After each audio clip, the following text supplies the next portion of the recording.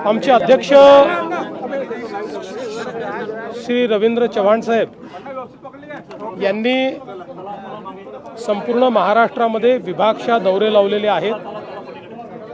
महानगरपालिका, जिल्हा परिषदा, नगरपालिका, नगरपंचायती याच्या निवडणुका आहेत। त्या निवडणुकीच्या निमित्ताने आढावा घेण्याकरता या बैठका लावण्यात आलेल्या आहेत। आमचे यापूर्वी मराठवाडा, उत्तर महाराष्ट्र, कोकण असे सगळे विभाग आम्ही आणि पश्चिम महाराष्ट्र असे 4 विभाग पूर्ण केले आहेत। आता अमरावती विभागाचा आमचा आढावा संपतोय आणि संध्याकाळी नागपूर विभाग करून मग केवळ मुंबई महानगरपालिका आमची बाकी राहील, जी पुढच्या आठवड्यात आम्ही करू।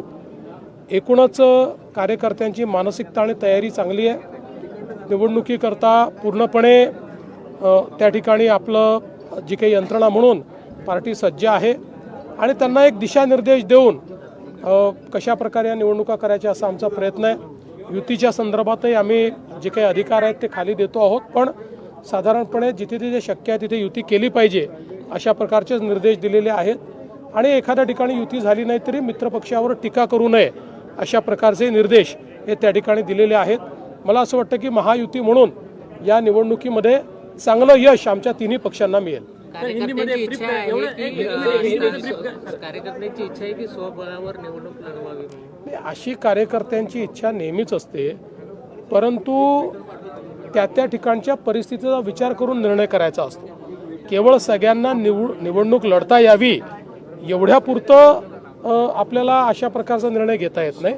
त्यामुळे जिथे शक्य आहे तिथे युती केली पाहिजे, जिथे नाही आहे तिथे समोरासमोर लढू। तमिळनाडूमध्ये प्रियांक खरगेंनी मुख्यमंत्र्यांना पत्र दिलेले की RSS वर बंदी घाला म्हणून। कर्नाटकचे हे जे प्रियांक खरगे आहेत हे प्रसिद्धी करता असल्या गोष्टी करत असतात। त्यांना काही स्टँडिंग नाही, वडिलांच्या भरोश्यावर राजकारण करणारे ते आहेत। त्यांना एवढंच मी सांगू इच्छितो, यापूर्वी अनेक वेळा संघावर बंदी घालण्याचा प्रयत्न झाला, नव्हे तर बंदी घातली। ज्या इंदिराजींनी संघावर बंदी घातली त्यांना सत्तेहून पायउतार व्हावं लागलं। त्यामुळे संघ एक सांस्कृतिक शक्ती आहे, एक देशभक्त अशा प्रकारचं संघटन आहे। राष्ट्रीय विचाराने प्रेरित, मूल्याधिष्ठित अशा प्रकारच्या मानव निर्मितीचं कार्य संघ करतं।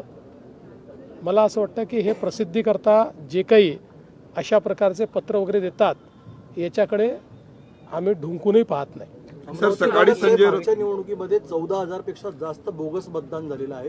लिपिक, चपरासी, इव्हन स्कूल बस चालक सुद्धा यांना सुद्धा मतदार यादीत समाविष्ट कशात कुठल्या यामध्ये एक अशा प्रकारची तक्रार ही आमच्याकडे आलेली आहे आणि आमच्या लोकांनीही ती तक्रार त्या ठिकाणी निवडणूक आयोगाकडे दिली आहे। यावेळेस आम्ही पूर्णपणे लक्ष ठेवून आहोत की अशा प्रकारे कुठल्याही परिस्थितीत असे खोटे मतं नोंदवून कोणाला त्या ठिकाणी निवडणूक लढता येऊ नये। सकाळी संजय राऊत म्हणाले होते की काँग्रेसला सोबत घेण्याची राज ठाकरेंची इच्छा आहे। कोण आहेत? लोकशाही मराठी ऐका, पहा, जागरूक रहा।